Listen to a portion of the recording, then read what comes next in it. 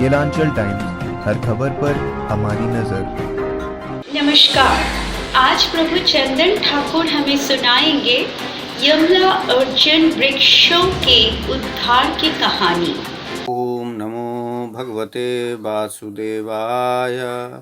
ओम नमो भगवते वासुदेवाय। ओम नमो भगवते वासुदेवाय। हरे कृष्णा। आज हम आप लोगों को यमला अर्जुन वृक्षों के उद्धार की कथा सुनाते हैं। भगवान कृष्णा ने जब दामोदर रूप में थे, दामोदर का अर्थ होता है दाम मतलब बांधा हुआ, और उदर मतलब उनका पेट। भगवान का पेट को रस्सी से जब माता यशोदा ने बांध दिए थे, तो उस समय भगवान कृष्णा ने एक अद्भुत लीला की, जिसका वर्णन आज हम सुनाते हैं। आज हम बताएंगे, हम आपको सुनाने जा रहे हैं कि किस प्रकार कृष्ण ने यमला अर्जुन वृक्षों को गिरा दिया, जिनसे नल कुबर तथा मणिग्रीव नामक कुबेर के 2 पुत्र प्रकट हुए।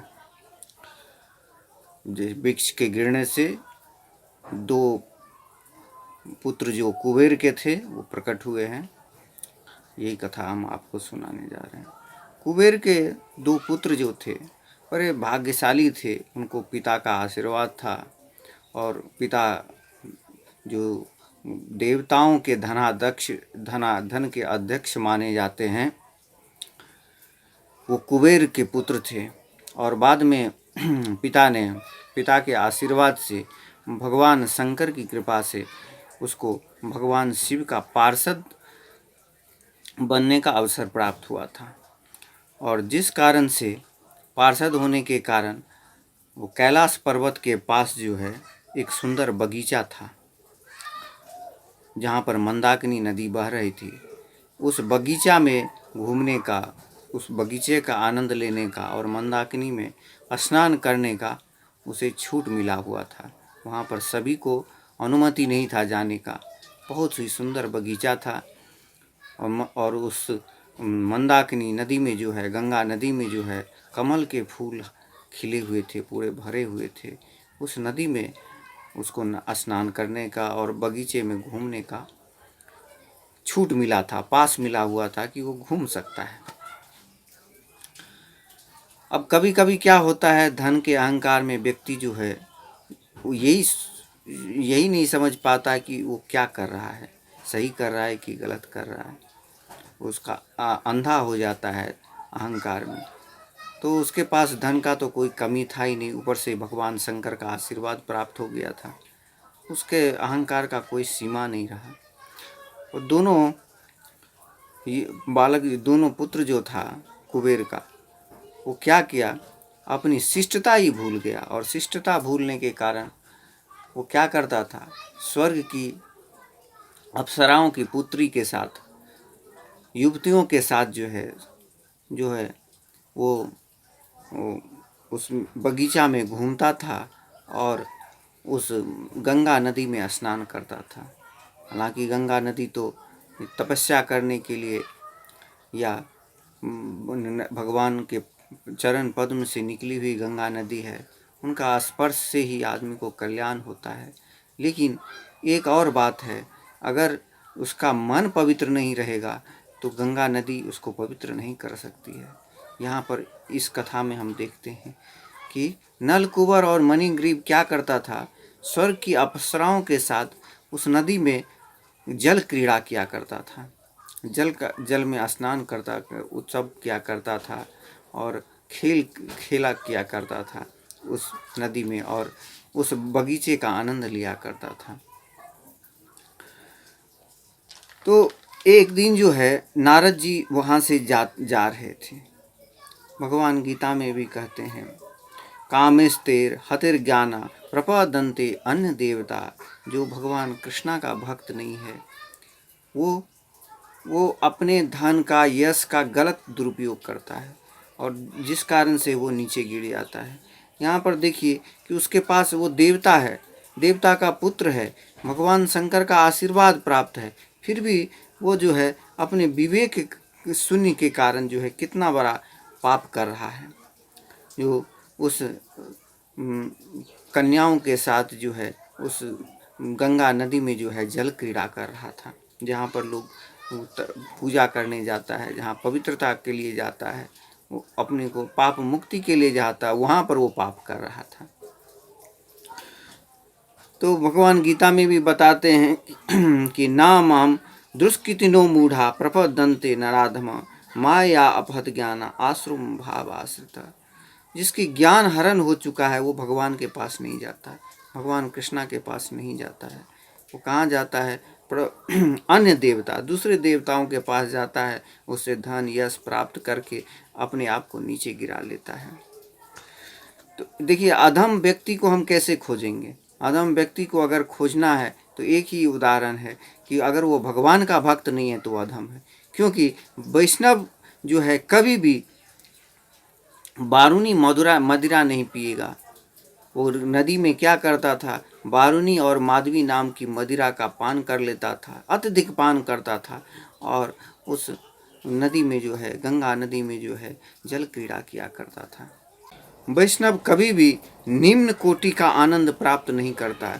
ये बारूनी मदिरा का और माधवी मदिरा पीकर स्त्रियों के साथ निम्न कोटि का जो है मनोरंजन वैष्णव कभी नहीं करता। वैष्णव उच्च कोटि का हरे कृष्णा का कीर्तन करके वो आनंद लेता है, भगवान की सेवा करके, मुंह से भगवान का कीर्तन करके, हाथ से भगवान को प्रणाम करके, पैर से भगवान के मंदिरों चलकर, इस तरह से मस्तिष्क से भगवान का सर्व नवाकर, इस तरह से अपने समूचे इंद्रियों को भगवान में अर्पित करके कार्य करता है। तो मंदाकिनी के जल में जो है पूरे कमल के फूल खिले हुए थे, और ये कुबेर के दोनों पुत्र जो है नव युवतियों के साथ ऐसे क्रीड़ा कर रहा था जैसे हाथी हथिनी के साथ जो है क्रीड़ा करता है, पशु की भांति क्रीड़ा कर रहा था, एकदम निर्लज्ज की भांति क्रीड़ा कर रहा था कि देखने में असहज हो। तो उधर से जो है नारद जी जा रहे थे। सौभाग्य इसका देखिए कि वैष्णव का दर्शन ही जो है साधु संग सर्व शास्त्र कय, लव मात्र साधु संगे सर्व सिद्धि है।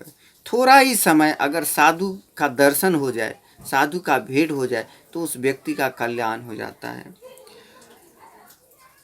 ब्रह्मांडे भ्रमिते कोनो भाग्यवान जीव, गुरु कृष्ण प्रसादे पाए भक्ति। भगवान कृष्ण और गुरु की कृपा से भक्ति का बीज उसको मिल जाता है, जिससे उस व्यक्ति का उद्धार हो जाता है, नहीं तो वो नीचे गिरते जाता है। देखिए क्या हुआ कि नारद जी वहाँ से जा रहे थे मंदाकिनी नदी के किनारे से, और ये नलकुबर और मणिग्रीव जो है बिना वस्त्र का जो है स्नान कर रहा था, और वो युवतियाँ भी वस्त्र नहीं पहनी हुई थी। तो इस तरह से नारद जी ने जब देखा कि ये अवस्था है इन लोगों का, और इतना मदिरा पिया हुआ था, बारूनी नाम का मदिरा, कि उसके आँख जो है पूरे लाल थे और घूम रहे थे चारों तरफ, उसको कुछ दिखाई नहीं दे रहा था, उसको कुछ समझ में नहीं आ रहा था, और समझ भी आ रहा था कि नारद जी है सामने, फिर भी वो इग्नोर कर रहा था कि मेरे पास, मैं इतना कुबेर का बेटा हूँ, ये तो नारद जी है, साधु संत है, महात्मा है, क्या करेगा मेरा, इससे क्या मतलब है मेरे को, हम तो आनंद कर रहे हैं, हम तो धनाध्यक्ष के बेटे हैं और भगवान शिव की कृपा है मेरे ऊपर में, हम जो है क्या इस नारद जी का सम्मान करें, या वो आए हैं तो उसके लिए हम अपना टाइम खराब करें। तो ये देख ये जो है ये सोचने लगी। लेकिन वो जो युवतियाँ थी, जो अप्सराओं की बेटियाँ थी, वो जो है वो समझ गई कि नारद जी हैं तो उनको सम्मान करना चाहिए, और वो उतना मदिरा भी नहीं पान की थी, वो थोड़ा होश में थी। तो वो जो है जैसे ही नारद जी को देखा तो वो अपने शरीर पर वस्त्र रख लिए, और जिससे नारद जी का सम्मान हो पाया। और ये जो है ये नलकुबर और मणिग्रीव जो है बिना वस्त्र के नग्न अवस्था में नारद जी के सामने खड़े रह गए, और नारद जी को घूर घूर के देख रहे हैं, और मदिरा में अपने आप को झूल रहा है, उसके आँखें नाच रहे हैं और वो मस्त है। उसको कुछ समझ में नहीं आ रहा है कि नारद जी हमारे सामने में है, इतने बड़े महात्मा, इतने बड़े संत जो है हमारे सामने में है, हमको क्या करना चाहिए, हमारी क्या शिष्टाचार है कि एक महात्मा के साथ हमारा ऐसा व्यवहार होना चाहिए। तो वो कुमारियाँ जो थी, स्वर्ग के अप्सराओं की कुमारियाँ, वो नारद जी को जानती थी कि कहीं श्राप ना दे दे, इस कारण से उन्होंने अपना वस्त्र धारण कर लिया। और ये नलकुबर और मणिग्रीव नारद जी का कोई परवाह न किया। यह देखकर नारद जी को बड़ा दुख हुआ और उन्होंने सोचा कि ये देखो, देवता का पुत्र है, ये ऐसा कर्म करता है तो दूसरे को क्या बोल सकते हैं।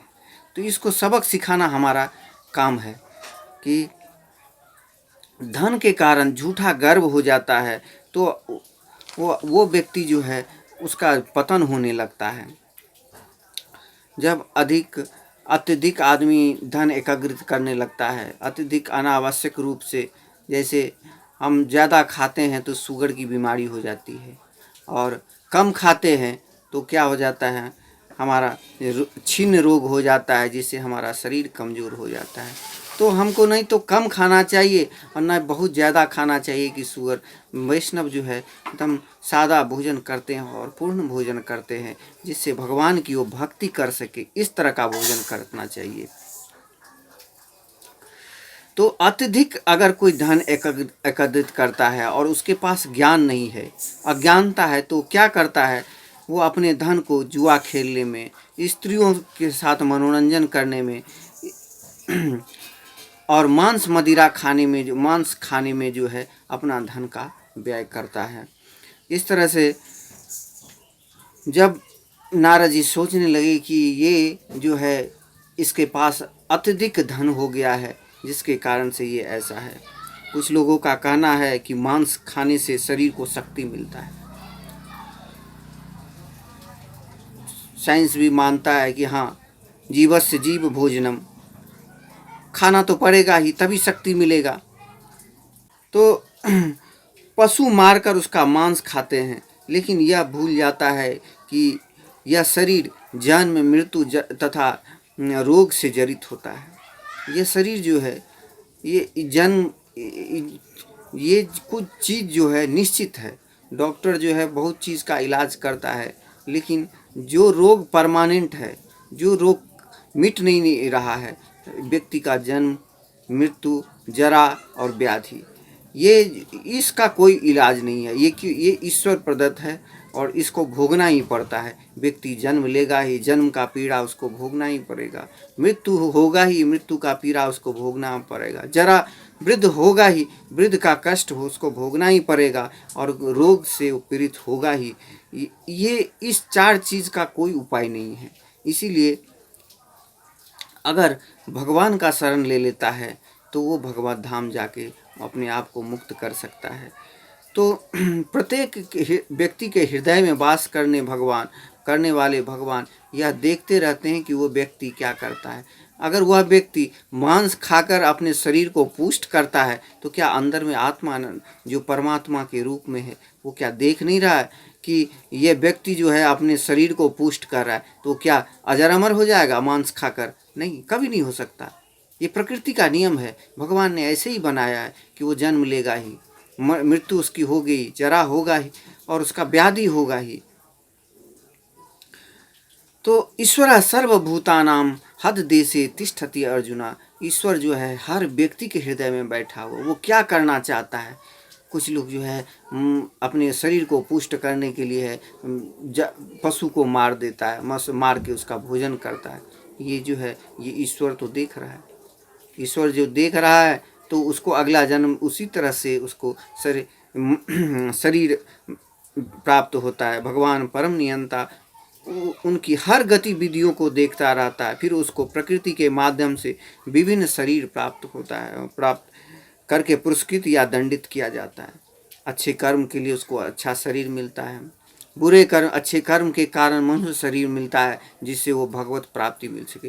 क्या कोई पशु भगवान को जान सकता है? नहीं जान सकता। केवल वो भोजन के बारे में चिंतन करेगा, केवल मनुष्य जीवन में ही वो परमात्मा को जान सकता है।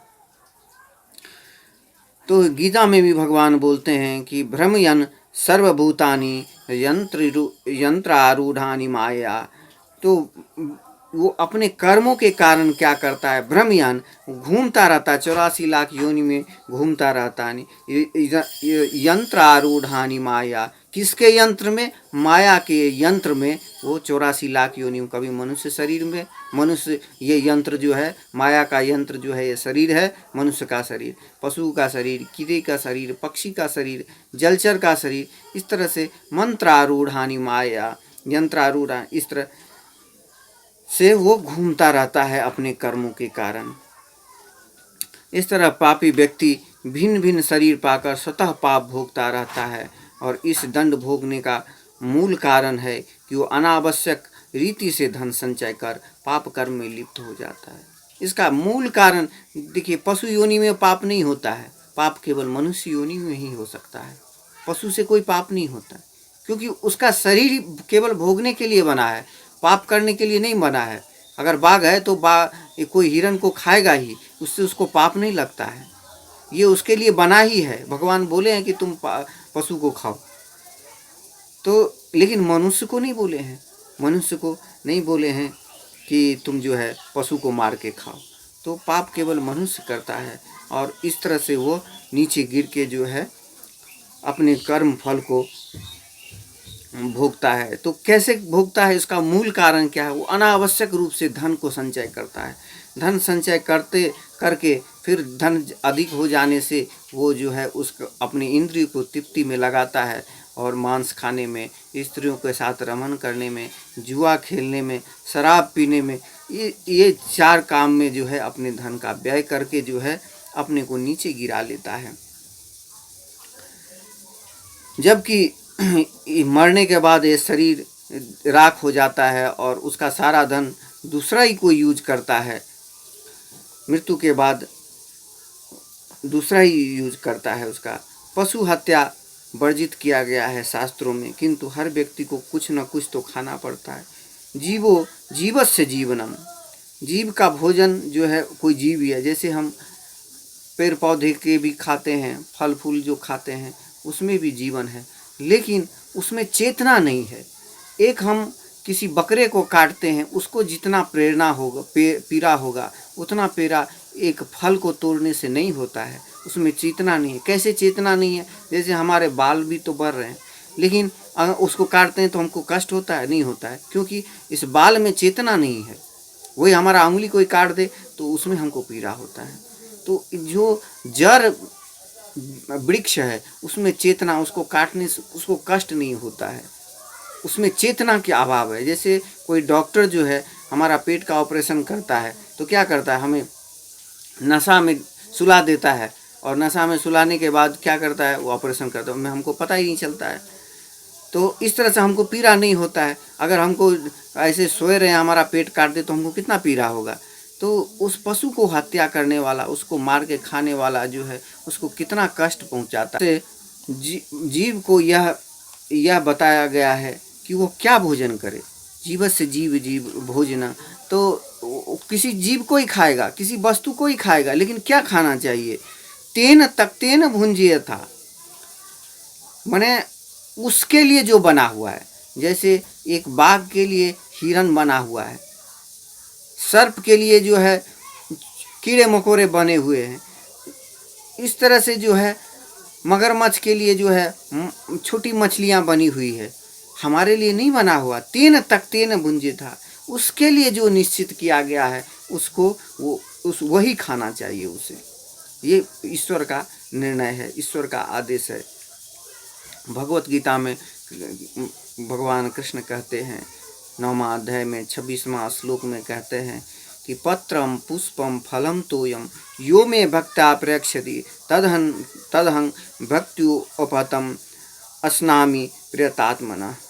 तो भगवान कहते हैं यदि कोई मुझे भक्ति तथा प्रेम से एक पत्ती, फूल, फल या जल अर्पित करता है तो मैं उसे स्वीकार करता हूँ। इसीलिए भक्त कभी ऐसी कोई भी वस्तु नहीं खाता जिसके लिए बेचारे पशुओं के लिए कसाई घर बनाना पड़े। आज हर जगह कसाई घर बन रहा है, पशु काटने का एक दुकान बन रहा है। क्यों बन रहा है कि लोग ज़्यादा मांस खाने लगे हैं। तो ज़्यादा से ज़्यादा हम तो आजकल देखते हैं रास्ते में कि लोग मांस खाने के लिए लंबा लाइन लगा के रखता है कि मांस खरीदना है। इतना लाइन तो किसी दूध वाले सब्जी वाले के पास कभी नहीं देखा गया है, इतना मांस है। और उसका ऐसा अवस्था देख के बड़ा आश्चर्य की बात लगती है कि कसाई घर स्थापित हो रहा है। प्रत्युत इसके ही विपरीत में भक्त जो है, भगवान कृष्ण के भक्त हैं, जो अन्य देवताओं का पूजन नहीं करते हैं और धन एकत्रित नहीं, अनावश्यक धर्म जिसकी कोई ज़रूरत नहीं है, अनीति भाव से दूसरे को नुकसान पहुंचा के जो धन एकत्रित करता है अनीति से, ऐसा धन से वो नरक में अपने को आनंद में लगाकर जो है नरक में जाता है। और इसी के विपरीत जो है कृष्ण का भक्त जो है भगवान का ही प्रसाद ग्रहण करता है। तीन तख्तेन भुंजिता, कृष्ण कहते हैं कि उन्हें पत्र पुष्प फल तो हम प्रदान किया जाए। मनुष्य के लिए पशु भोजन की बात कहीं भी नहीं की जाती है, प्रत्युत मनुष्य को कृष्ण प्रसाद लेने के लिए कहा गया है, उसको प्रसाद खाने का बात कहा है। यज्ञ शिष्टासिना संतो मुच्यन्ते सर्व किल्बिषे, भगवद गीता में 3 अध्याय में 93 नंबर श्लोक में भगवान बताते हैं कि यदि प्रसाद खाना अगर व्यक्ति प्रारंभ कर दे तो उससे जो अगर थोड़ा बहुत कुछ पाप हो जाता है वो अपने आप नष्ट हो जाता है। केवल प्रसाद खाने से उसके पाप नष्ट हो जाते हैं। तो ऐसे हम लोग क्यों नहीं प्रसाद भगवान का खाएं और पशु हत्या को बंद करके भगवान का भोग लगा के प्रसाद खाएं और भगवान जो बोले हैं वो खाएं, इससे भी हमको आशीर्वाद मिलता है। जीवित रहते मनुष्य बहुत धनवान हो, मंत्री हो, राष्ट्रपति हो या अपने आप को सबका मुखिया मानता हो, जब मृत्यु के बाद उसको जब जला दिया जाता है तो उसका शरीर क्या हो जाता है, भस्म हो जाता है। भले ही यह शरीर राख में क्यों ना बदल जाए, लेकिन फिर भी मूर्ख व्यक्ति क्या करते हैं, इस शरीर का पोषण करने के लिए दूसरों को कष्ट देते हैं, दूसरे जीवों को मार डालते हैं। लेकिन यह अधम है, यह मूर्खता है। मनुष्य का जीवन का उद्देश्य क्या होना चाहिए, अर्थात ब्रह्म जिज्ञासा। ब्रह्म जिज्ञासा का अर्थ होता है कि मैं कौन हूँ।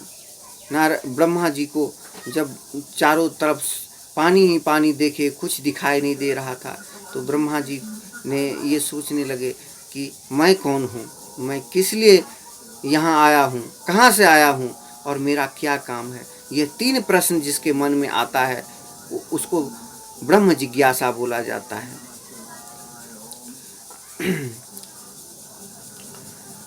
इसीलिए यह जिज्ञासा कब आता है, जब भगवान की कृपा, गुरु की कृपा हो और उसको गुरु के प्रमाणिक किसी गुरु के पास जाना चाहिए। गुरु हम किसको बोलते हैं, गुरु उसको बोला जाता है जो दिव्य ज्ञान, जिसके पास जो है ईश्वर के ज्ञान जो है पूर्ण रूप में है। मूर्ख व्यक्ति लेकिन यह नहीं जानता कि इस शरीर को पाकर किस प्रकार अपने को ऊपर उठाया जाए। अगर भगवान ने हमको मनुष्य शरीर दिया है तो इससे ऊपर देवता, देवता से ब्रह्म, ब्रह्म से ऊपर और उठें और भगवत धाम तक जाए। यह नहीं सोच के वो और पाप, इस शरीर का आनंद के चक्कर में जो है वो क्या हो, पशु योनि, पक्षी योनि और निम्न योनि में चला जाता है। देखिए कैसे मूर्खता है। तो इसमें एक कहानी आता है, पुनर्मूषिको भव। भगवान तो हमको ये शरीर दिया, लेकिन हम क्या करते हैं, इसका मिसयूज अगर करेंगे तो पुनर्मूषिको भव हो जाता है। पुनर्मूषिको भव का कहानी हम लोग सुने होंगे। एक मूस जो है एक ऋषि के सामने आता है और वो बोलता है कि हे महात्मा, मुझे जो है इस बिल्ली से डर लगता है और हमेशा मैं डरा रहता हूँ कि ये मुझे कब मार देगा, इसीलिए मुझे उपाय बताइए। तो बोले ठीक है, तुम बिल्ली बन जाओ, अब तुमको डर नहीं लगेगा। फिर वो कुछ दिन के बाद जो है घूमते घूमते आया, फिर रोने लगा महात्मा के पास। बोला कि फिर क्या हो गया? तो बोले ये कुत्ता हमको परेशान करता है, कुत्ता जो है हमको खाने के लिए हमेशा दौड़ता रहता है, हमको कभी मार देगा कुत्ता। तो बोले फिर कुत्ता बन जाओ तुम, फिर परेशानी नहीं होगा। फिर वो कुत्ता बन गया, कुत्ता बन के इधर उधर घूमता था जंगल में। फिर उसको एक दिन रोते रोते आया, बोला कि महात्मा मेरे को इस बाघ से बहुत डर लगता है, ये बाघ मेरे को कभी भी खा जाएगा। तो बोले बाघ बन जाओ। बाघ बनने के बाद उसके पूरी शक्ति प्राप्त हो गया और महात्मा के सामने जो है आंखें गुरार करके देखने लगा। बोला क्या चाहिए तुमको? अब क्या हो गया? मुझे तुमको खाना है। बोले महात्मा बोले महात्मा बोले मेरे से ही गलती हुआ, पुनर्मुंह सिको भवा, फिर से तुम मूस बन जाओ, वही तुम्हारे लिए सही है। अगर बाघ बनने से तुम मेरे को ही खा जाएगा तो क्या फायदा है? तुमको ऊंचा ऊपर उठाया तो कुछ अच्छा काम करो। नहीं, वो बाघ बनने के बाद जो है महात्मा को ही खा जाएगा, पाप ही करेगा। तो इससे अच्छा है तो चूहा बने रहो, पाप तो कम से कम नहीं करेगा चूहा बन के। तो इस तरह से भगवान क्या करते हैं, जीव को कष्ट देते हैं, दुख देते हैं, क्योंकि उसको सुधारने के लिए। उसको गरीबी देते हैं क्योंकि उसको सुधार, क्योंकि गरीब व्यक्ति जो है कभी भी पाप नहीं कर सकता, कभी अपने इंद्रियों को सुख में नहीं लगाए, क्योंकि उसको अगर भोजन नहीं मिलेगा तो उसका इंद्रिय जो है अपने आप शांत हो जाता है।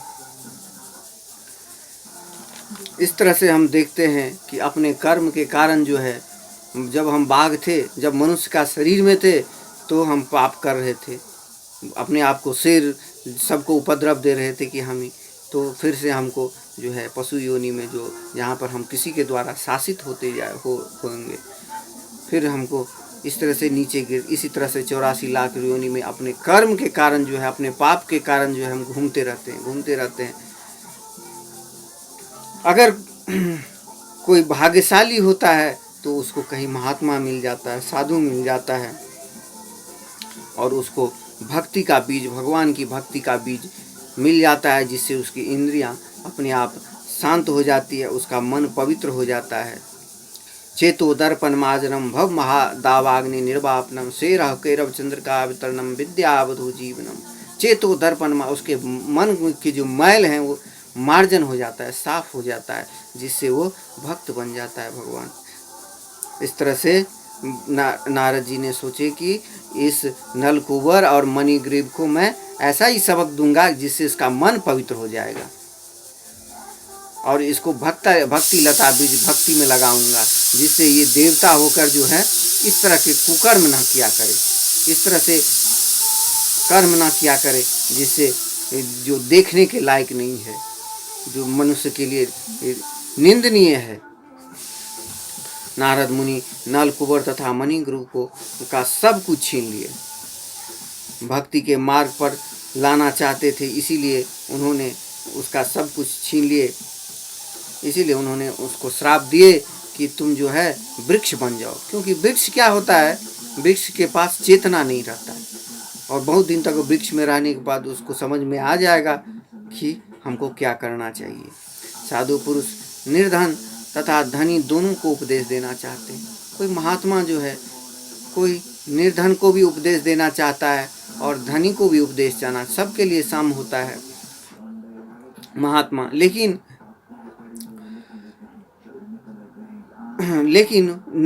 जो धनवान कम होता है वो इसका लाभ उठा लेता है, और जो अत्यधिक धनवान होता है वो इसका लाभ नहीं उठा पाता है। क्यों नहीं उठा पाता है? क्योंकि जो गरीब होता है वो सम्मान करता है महात्माओं का, और जो धनवान होता है वो तो घर के बाहर एक कुत्ता रख देता है और ऊपर लिख देता है, बोर्ड लगा देता है कि कुत्तों से सावधान रहिए। तो वहाँ पर महात्मा जाएगा कैसे?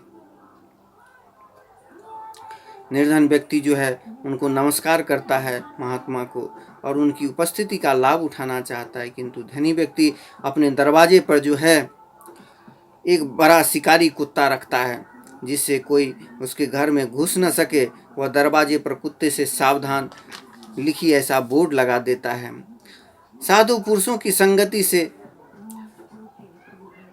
वो कतराता रहता है, हट बचता रहता है कि साधु पुरुष के साथ हम अपना समय क्यों बर्बाद करें।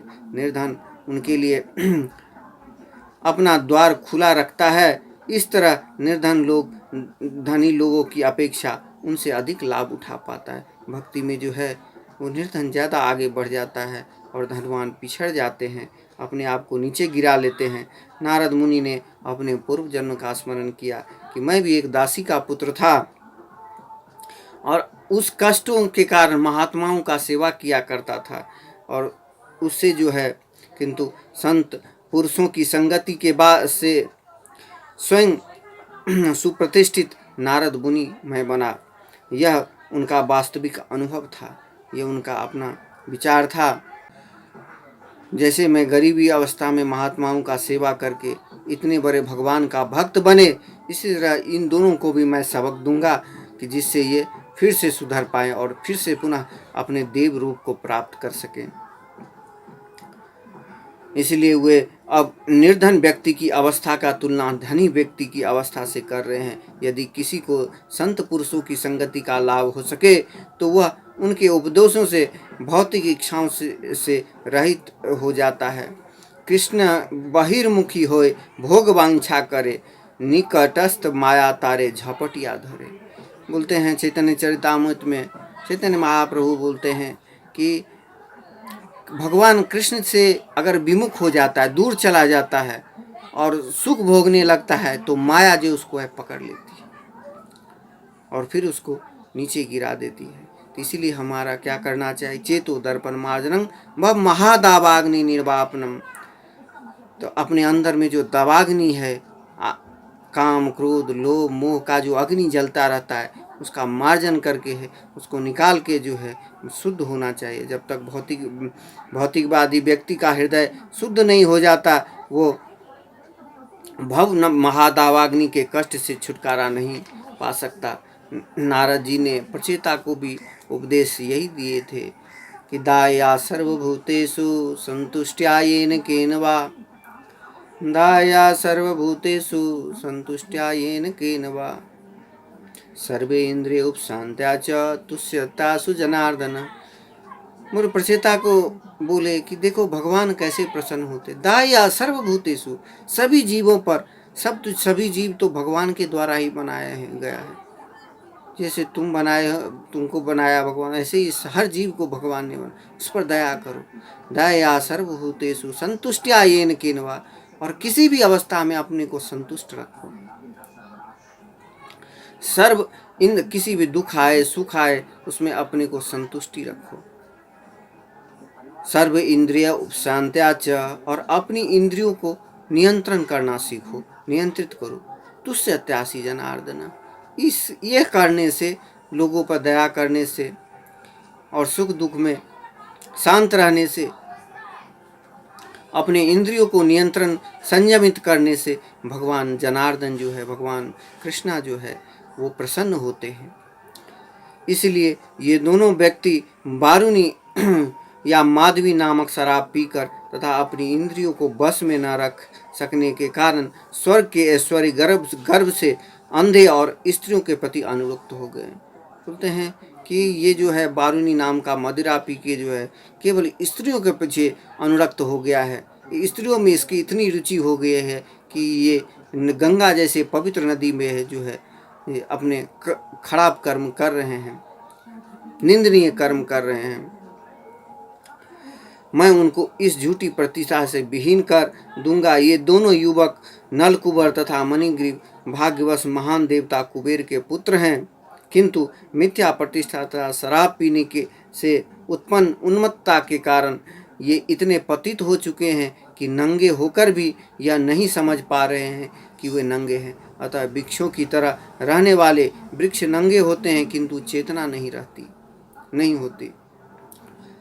इन दोनों युवकों को वृक्षों का शरीर मिलना चाहिए। नारद जी बोले कि जैसे वृक्षों में चेतना नहीं रहता, इसलिए अभी ये दोनों में चेतना नहीं है कि ये क्या कर रहा है, इसलिए ये दोनों का शरीर जो होना चाहिए वृक्ष का होना चाहिए। यही इनके लिए समुचित दंड होगा। फिर भी लेकिन नारद जी ने उस पर थोड़ा सा दया दिखाए बोले कि फिर भी वृक्ष बनने से लेकर अपने उद्धार के समय तक इन्हें मेरी कृपा से अपने विगत पाप कर्मों की याद बनी रहेगी। उसको वृक्ष के रूप में भी सारा चीज याद रहेगा कि मैं कुबेर का पुत्र हूँ। ये याद उसको जब उसका उस शरीर से मुक्ति मिलेगा तब भी उसको याद रहेगा। यही नहीं और इतना ही नहीं, नारद जी बोले कि इसको हमारी कृपा से देवताओं के 100 वर्ष, मनुष्य के 100 वर्ष नहीं, देवताओं के 100 वर्ष बीतने के बाद जो है ये भगवान वासुदेव का दर्शन करेगा, भगवान कृष्णा का, दामोदर का दर्शन करेगा और भक्तों के रूप में अपना असली रूप प्राप्त करेगा और फिर वो भगवान का भक्त बनेगा। इस तरह से नारद जी ने उसको श्राप दिया और फिर इस प्रकार वह कहकर नारद जी ने जो है वहाँ से अपने आश्रम को चले गए, लौट गए और नल कुंवर तथा मणिग्रीव जुड़वा अर्जुन वृक्ष माता यशोदा के आंगन में होकर जन्म ले लिया। अर्जुन वृक्ष, जिसको 2 वृक्ष होने के कारण यमला अर्जुन नाम दिया गया, अपने प्रिय भक्त। इधर भगवान देखते हैं कि नारद जी जो इसको श्राप दिए थे या आशीर्वाद दिए थे, इसका समय आ गया है। इधर माता जो है उनको बांध के चली गई थी उखल में, पेट में रस्सी से बांध दिए थे और भगवान जो है वहाँ पर खड़े थे। तो बोले कुछ काम करता हूँ, इतना खड़े खड़े क्या करूँगा, तो कुछ काम करता हूँ। अपने प्रिय भक्त नारद के वचनों को सत्य बनाने के लिए भगवान ने श्री कृष्ण धीरे धीरे उस वृक्ष के पास गए। धीरे धीरे उस वृक्ष को दोनों को देखे और भगवान तो पहचान गए कि ये दोनों नल कुबर और मणिग्रीव कुबेर का पुत्र है। इसको तो नारद जी आशीर्वाद दिए हैं कि हमारा दर्शन होगा, हमसे ही उसका उद्धार होगा।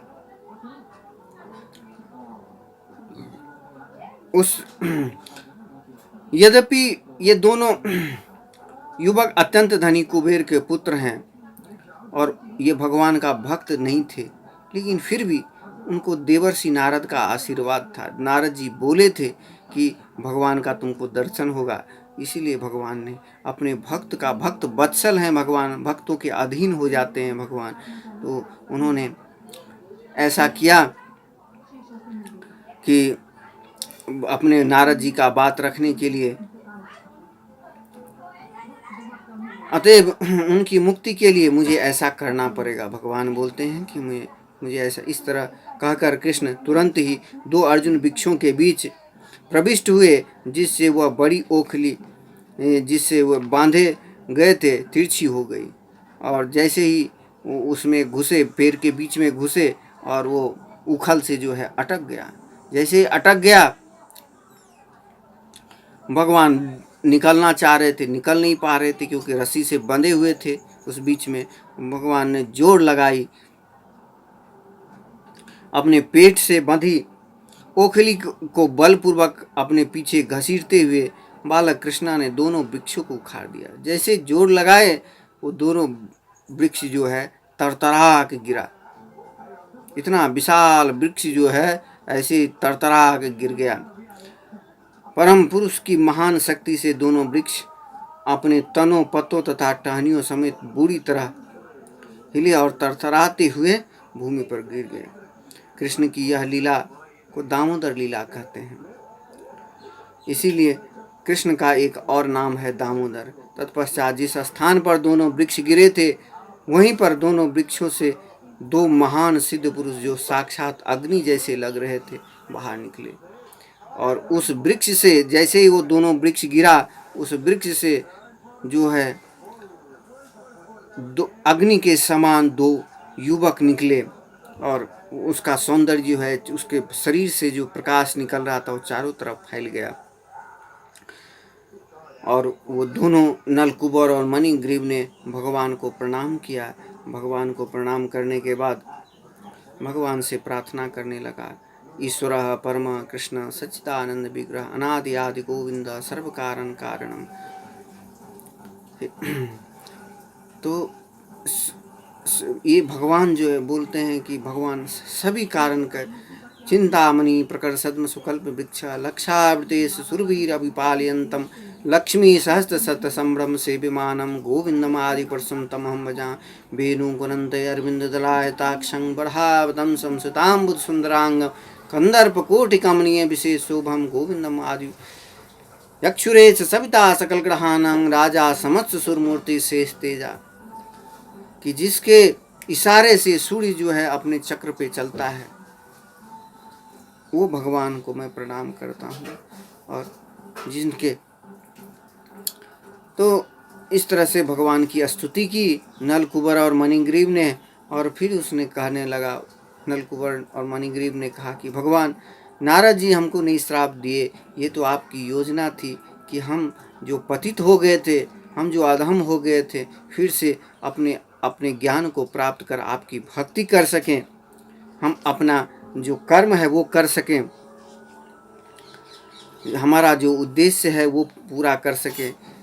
इसीलिए ये लीला आपने की है, ये आपकी लीला है, आप कुछ भी कर सकते हैं, आप जो है परम पुरुष हैं, इसीलिए आप सब कुछ कर सकते हैं।